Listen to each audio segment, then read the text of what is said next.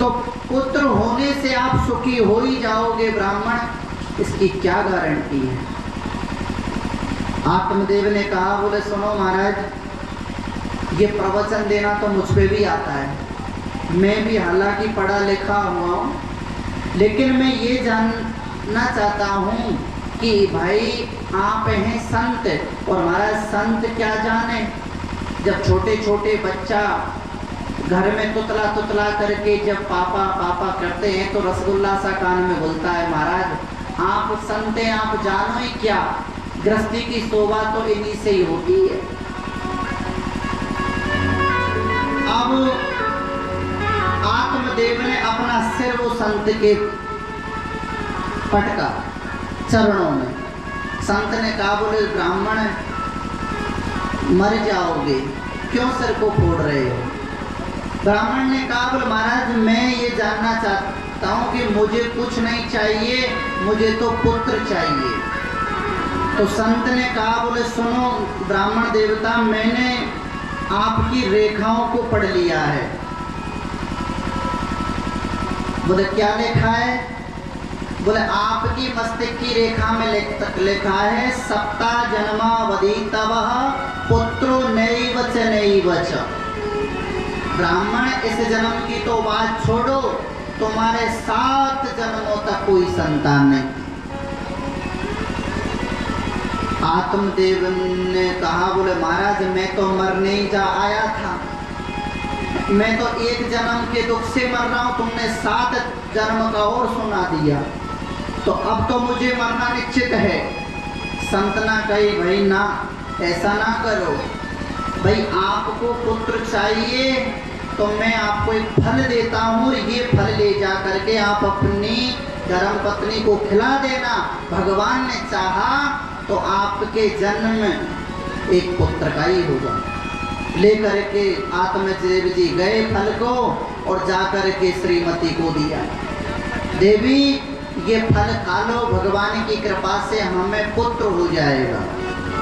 अब धुंधली तो स्वभाव की देखी है आपने, अब उसने वो फल तो ले लिया आत्मदेव से, लेकिन वो फल ने रख दिया, पाया नहीं।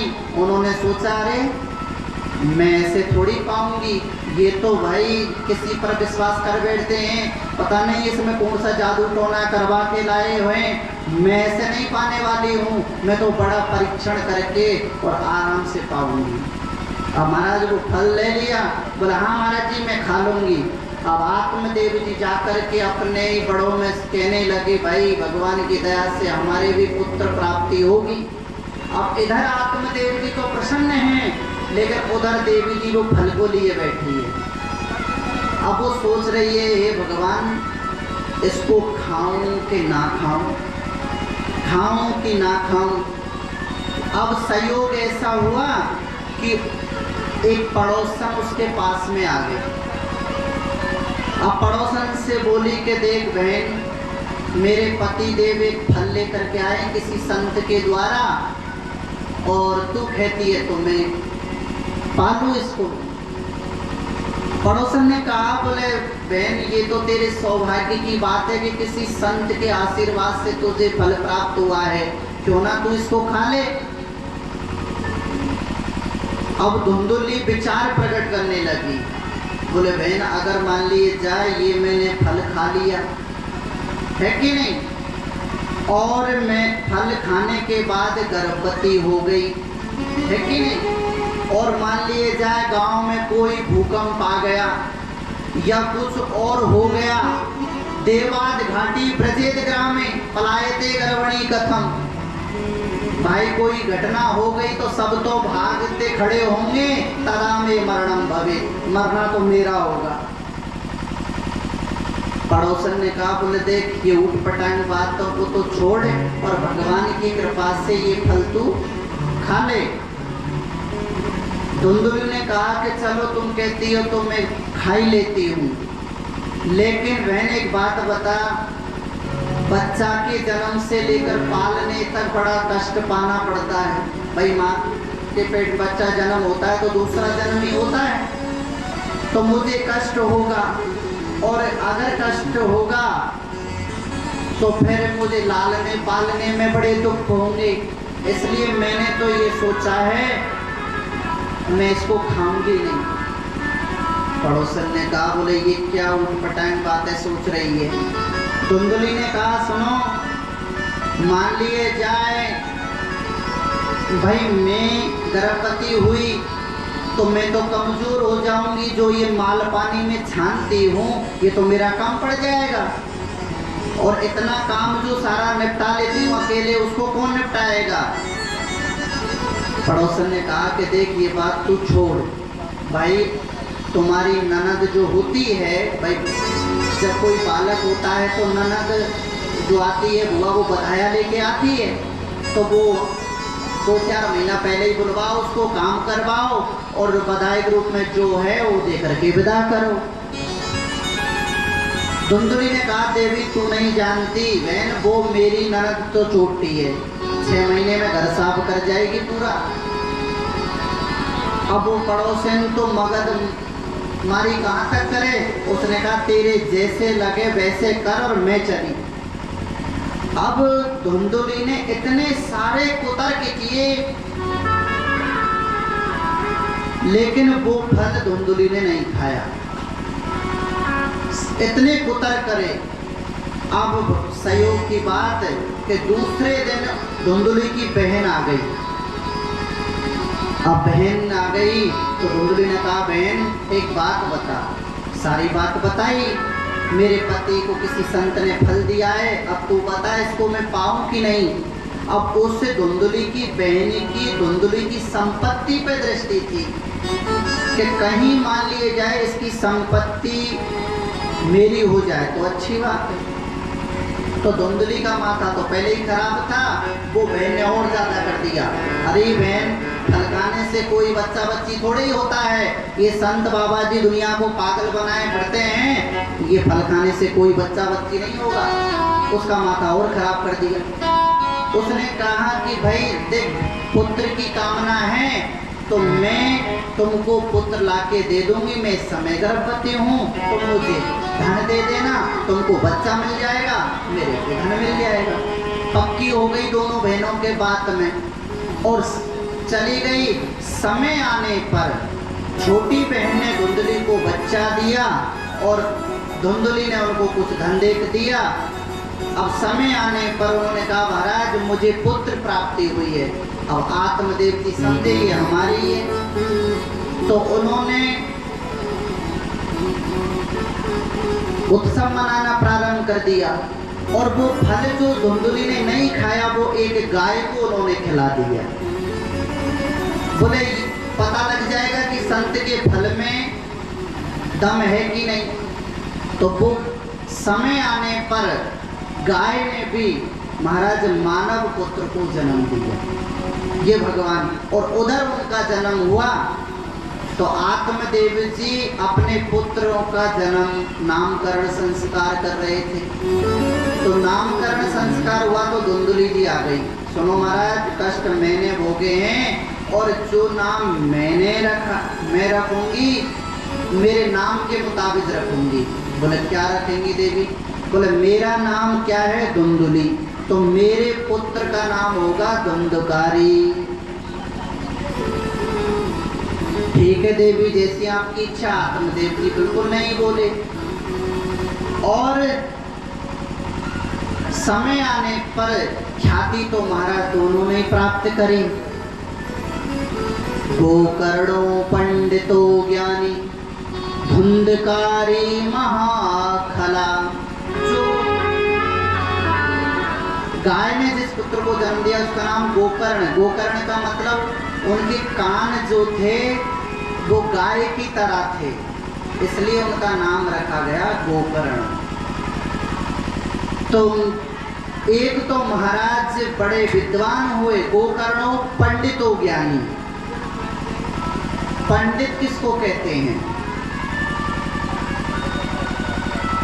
सत असत विवेचनी बुद्धि इति पंडः, यानी कि सत्य क्या है असत्य क्या है ठीक से जिसका निराकरण कर सके उसका नाम है पंडित। गीता में भी भगवान ने कहा था, असोच्यानवतोस्तभ्यम प्रज्ञावादस्य भाससे गतासून गतासूच नानो सोचन्ति पंडिता। अर्जुन से भी भगवान ने कहा था, बोले पंडित लोग ऐसा नहीं सोचते जैसा तू सोच रहा है। तो समय आने पर दोनों ने ख्याति प्राप्त की। अब जो धुंधकारी था वो महाराज बड़ा खल हुआ। कैसा? किसी के बच्चे से झगड़ा करना, बच्चे को डाल देना, शिकायत लाना, ये सब अवगुण धुंधकारी में। और गोकर्णो पंडित ज्ञानी, गोकर्ण जी महान विद्वान हुए और पंडित हुए। बोलो वृंदावन बिहारी लाल की जय हो।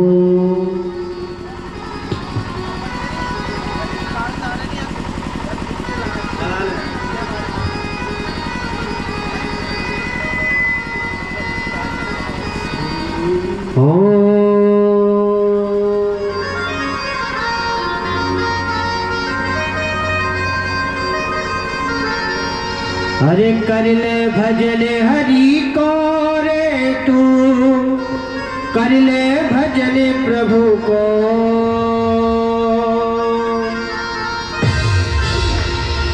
और तेरी लख 84 कट जाएगी, कर ले भजन हरि को। तेरी लख 84 कट जाएगी, कर ले भजन हरि को। तेरी लख 84 कट जाएगी, कर ले भजन हरि को। तेरी लख 84 कट जाएगी, कर ले भजन हरि को। अरे कर ले भजन हरि को रे तू, कर ले भजन हरि को। अरे कर ले भजन हरि को रे तू, कर ले भजन हरि को।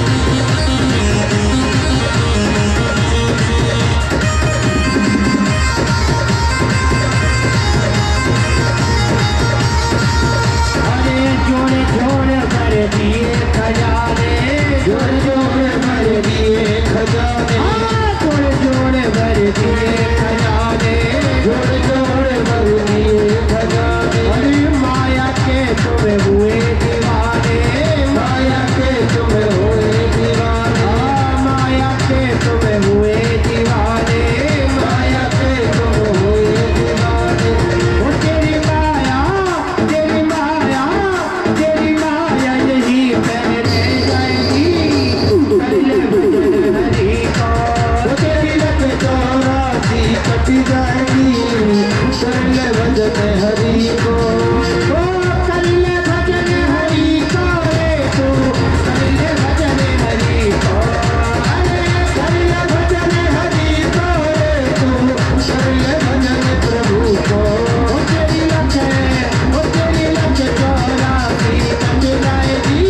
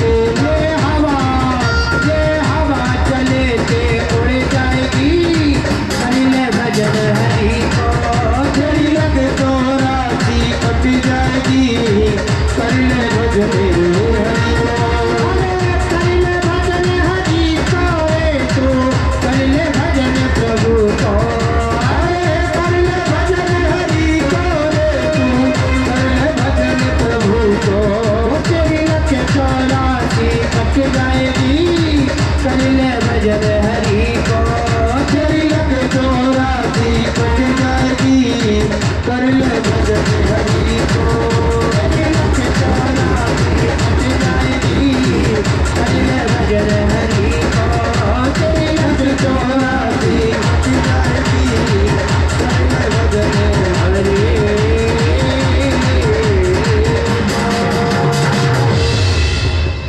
बोलिए वृंदावन में हरि लाल की जय जय श्री राधे श्याम।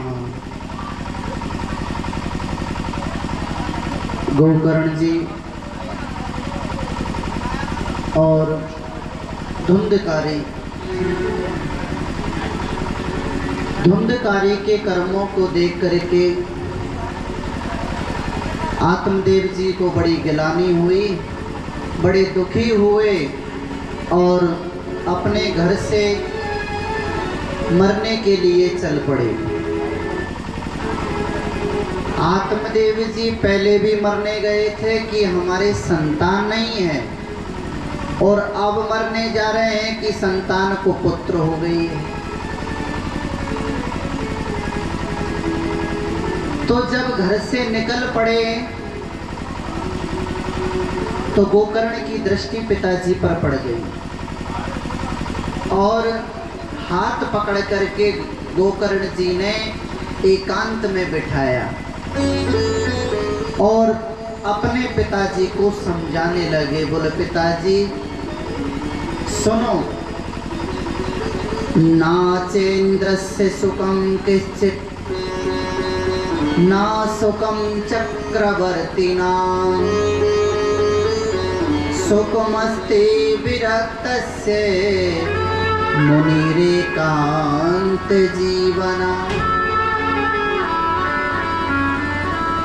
पिताजी, आप सोच रहे होंगे कि मैं सुखी हो जाऊं, क्योंकि इस संसार में कोई सुखी नहीं है। वो चक्रवर्ती की गद्दी पर जो बैठा है वो भी परेशान है। इंद्र जो इतने बड़े पद पर बैठे हैं वो भी परेशान हैं। धनवान कहे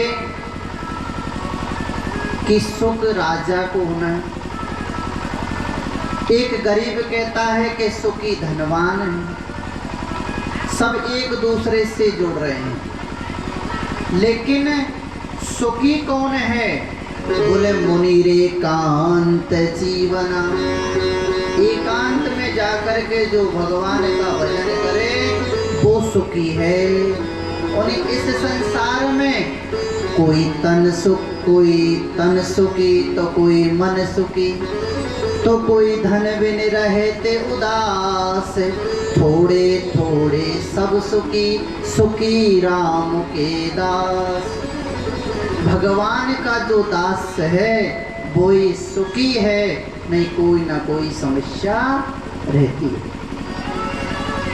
और पिताजी, आपने जो ये शरीर में अहमता ला रखी है और संबंधों में जो ममता ला रखी है, क्योंकि जीव को दो बांधने वाली रस्सियां हैं, एक होती है अहमता और दूसरी होती है ममता।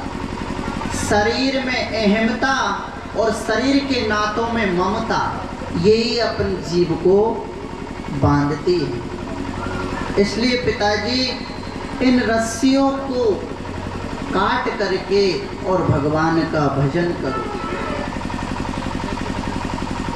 आत्मदेव ने कहा कि तो बेटा मैं क्या करूं? गोकर्ण ने कहा करना क्या है? भगवान का भजन करो, यही जीवन की सार्थकता है।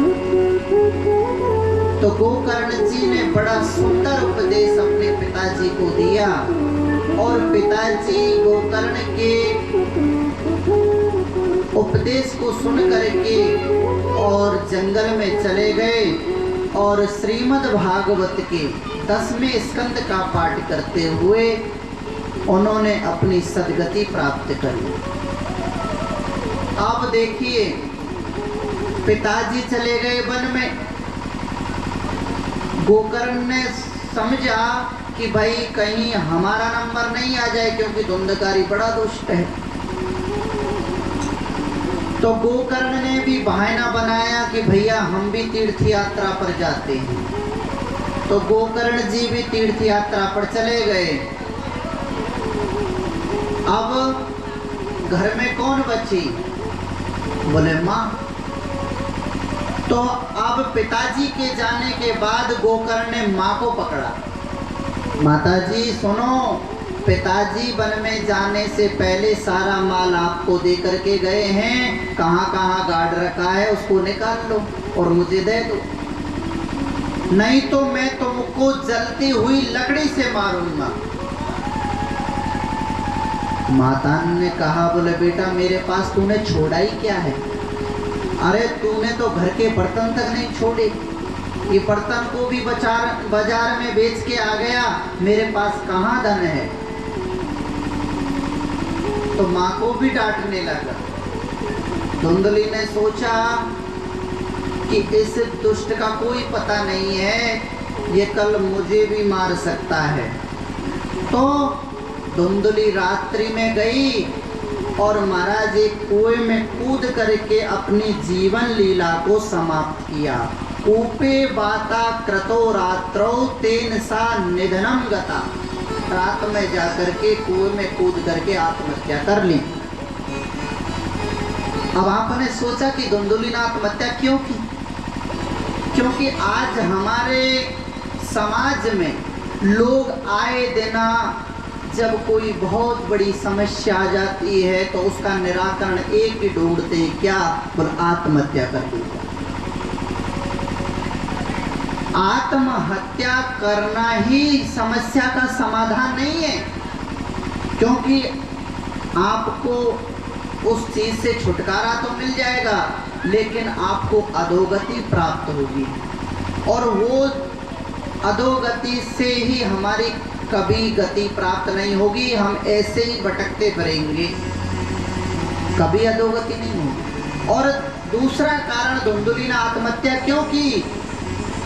क्योंकि जीवन में थोड़ा सा सत्संग आत्मदेव जी ने किया गोकर्ण के द्वारा, तो आत्मदेव जी संभल गए और उन्होंने अपने जीवन का रास्ता चुन लिया, और गोकर्ण ने पिताजी को समझाया।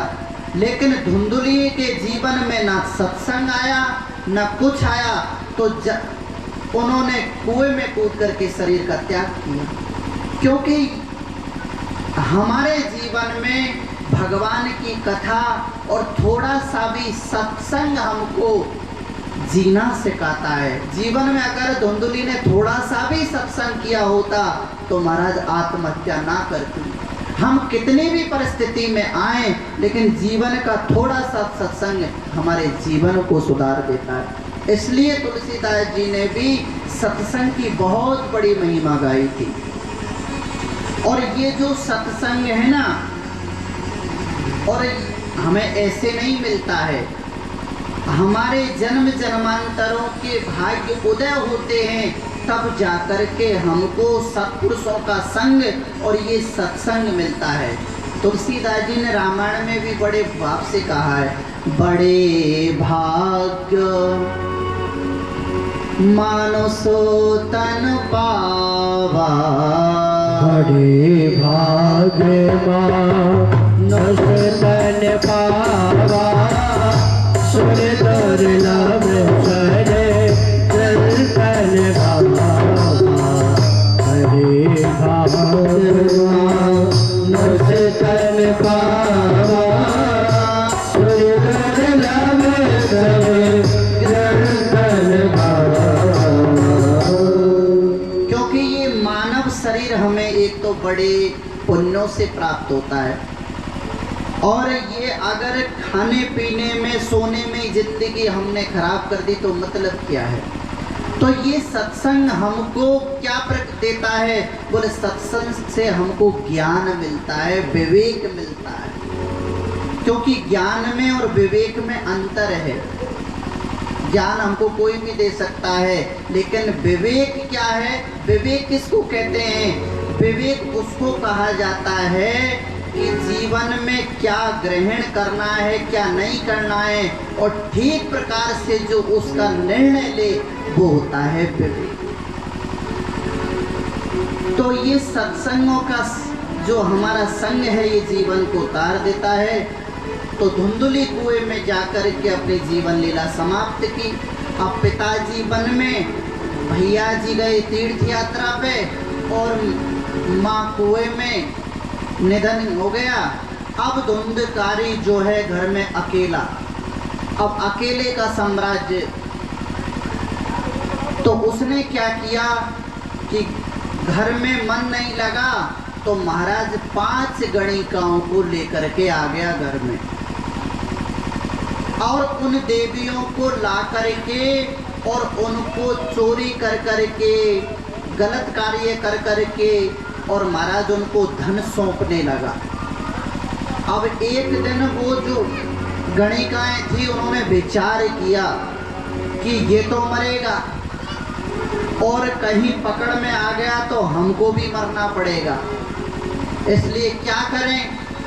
बोले देवी इसको ठिकाने लगाया जाए। तो वो गणिकाओं ने क्या किया? धुंधकारी को पकड़ करके पलंग पे बांध दिया रस्सियों से, और महाराज डंडों से प्रहार करने लगी, लेकिन धुंधकारी का जीव नहीं निकला। तो एक गई और क्या लाई? बोले तपता आंगर समूहास्य तन्मुखे ही विपिक्षवो अग्नि ज्वालाति दुखेन व्याकुलो निधनम गता। एक जनी गई और चूल्हे से आग के अंगारे भर कर के ले आई और धुंधकारी के मुंह में ठूस ठूस करके भर दिए। तो उस अग्नि की तपन से धुंधकारी का निधन हो गया और उसी घर में गड्ढा खोल के गाड़ के और देवी जी धनलोक करके और नौद हो गया। यहाँ श्री सूत जी महाराज सौनकादिक ऋषियों से कहते हैं, ऋषियों, जो स्त्री धन से ही प्रेम करने वाली होती है उन पर कभी भी विश्वास नहीं करना चाहिए, क्योंकि सुधामयम बचो यासाम कामी नाम रसवर्धनम। धन से प्रेम करने वाली स्त्रियों पर कभी विश्वास नहीं करना चाहिए। अब वो चली गई धन लेकर के। अब किसी जो गोकर्ण जी तीर्थ यात्रा कर रहे थे तो गया में जाकर के उनको पता लगा कि आपके भैया धुंधकारी का निधन हो गया है। तो गोकर्ण ने गया में, ऐसा कहते हैं कि गया में पिंडदान करने से हमारे जो अवूत पितर होते हैं उनको मुक्ति मिल जाती है। बहुत से कहते हैं, देखिए गया जैसे हमारा, और वो से कहते हैं महाराज हम गया में छोड़ आए। अरे महाराज, छोड़ने से ये नहीं है कि वो माई रह गए। जैसे हमारा एक तीर्थ स्थल होता है कि बद्रीनाथ है कि केदारनाथ है कि रामेश्वरम है, वो एक हमारा तीर्थ है। ऐसे ही हमारे औत पितर और जो ये घर के देवता होते हैं कुल पितरेश्वर, इनका एक धाम है गया जी। तो उस गया जी में अगर हम साध कर्म और पिंडदान करते हैं तो हमारे पूर्वजों को जो हम जल प्रदान करते हैं उनको वो शांति प्राप्त होती है। भले कि ऐसा नहीं है कि हम छोड़ के आ गए तो वो हमारे छूट गए, उनको मुक्ति मिल जाती है, छूटते नहीं है। हमने कईयों को देखा है, हमसे कहते महाराज हम गया में छोड़ आए, लेकिन उनकी समस्या देखते हैं तो वो ही पितरेश्वरों की समस्या।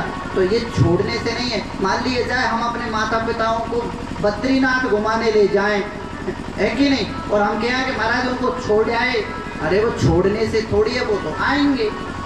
तो उनको श्राद्ध कर्म करने से मुक्ति मिल जाती है। तो गोकर्ण जी ने देखा कि भाई पिंडदान करना चाहिए, जल प्रदान किया मुक्ति के लिए, और वो वहाँ से सीधे अपने घर में आए। अब घर में कोई रहने वाला तो था नहीं। गोकर्ण जी ने थोड़ी सी सफाई वफाई करके अपने घर में लेट गए। तो उन्होंने अर्धरात्रि में क्या देखा कि कभी तो भैंसा बन जाता है, कभी बकरा बन जाता है, कभी कुछ बन जाता है और कभी इशारे करता है। अब गोकर्ण जी ने क्या किया, हाथ में जल लेकर के और उस प्रेत आत्मा जो प्रकट हुई थी उसके मुंह पर मारा, मंत्र पढ़ करके, गायत्री मंत्र पढ़ करके उसके मुंह पर। तो उस देवता को मतलब बोलने की शक्ति आ गई कि भाई कौन है। तो वो प्रेत आत्मा बोल पड़ी, बोले अहम भ्राता त्वदयोस्मि धुंधकारी नामता स्वकीयनेव दोषेण ब्रह्मत्वं नासितं मया। बोले भैया मैं तुम्हारा ही भाई धुंधकारी हूँ। मैंने अपने दोष के ही कारण मैंने मेरा जो ब्राह्मण ब्रह्म कर्म था उसके कारण नाश कर दिया, और वो नाश करने के बाद मुझे प्रेत बनना पड़ा। भैया मेरी मुक्ति का कोई आप साधन करें। तो गोकर्ण ने कहा कि भाई मैंने जब सुना था तो मैंने गया में तुम्हारा श्राद्ध किया, जल प्रदान किया, तुम्हें मुक्ति नहीं मिली। तो धुंधकारी ने कहा, बोले महाराज मैं छोटा मोटा पापी होता ना तो मेरी मुक्ति हो जाती, मैं तो उच्च कोटि का पापी हूँ, इसलिए मेरी मुक्ति होने वाली नहीं है। तो धुंधकारी ने जब ये कहा तो गोकर्ण ने कहा भैया अब तो तुम जाओ, मुझे थोड़ा आराम करने दो और सवेरे ही तुम्हारी मुक्ति का साधन ढूंढेंगे। तो उन्होंने सवेरे ही हुआ तो सारे पंडित हैं, विद्वान हैं, सबको इकट्ठा कर दिया गोकर्ण जी ने। अब कोई कहने लगा गायत्री जप कराओ, कोई गीता पाठ कराओ, कोई कुछ कराओ। मुंडे मुंडे वतीर भिन्ना, जितनी मूड उतनी बातें। गोकर्ण ने कहा बोले भैयाओ जहां से आयो वहीं चले जाओ। तो गोकर्ण जी ने प्रार्थना करी और महाराज सूर्य भगवान से प्रार्थना करी कि हे सूर्य भगवान, जगत के साक्षी प्रभु, मैं आपसे एक ही बात कहता हूं कि मेरी भैया की मुक्ति का साधन क्या है। महाराज गोकर्ण की शक्ति भजन की इतनी थी कि उन्होंने सूर्य नारायण को रोक दिया। तो सूर्य नारायण ने कहा बोले भैया आप श्रीमद् भागवतालापः, आप अपने भैया धुंधकारी को श्रीमद् भागवत कथा का पान करवाओ, इससे ये मुक्ति होगी। और रोज थोड़ा थोड़ा हरि का भजन कर ले, और मुक्ति का कोई तो जतन कर ले। और रोज थोड़ा थोड़ा हरि का भजन कर ले, रोज थोड़ा थोड़ा हरि का भजन कर ले, थोड़ा थोड़ा